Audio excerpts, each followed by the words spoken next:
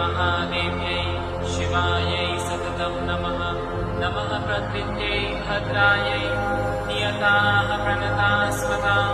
रौद्रायै नमो नित्यायै गौर्यै धात्रै नमो नमः।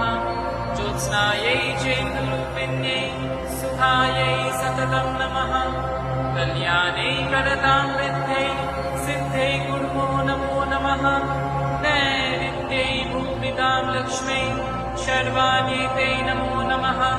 दुर्गायै दुर्गपालायै सारायै सर्वकारिण्यै ख्यात्यै तथैव कृष्णायै धूम्रायै सततं नमः।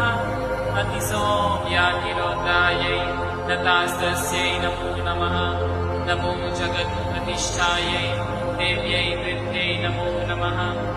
अक्षस्रक्परशुं तदेषु कुलिशं पद्मं धनुर्कुण्डिका दण्डं शक्तिर्मसी च चर्मं जलजं घण्टासुधाभाजनम् शूलं पाशसुदर्शने च ददति हस्ते प्रसन्ननानना।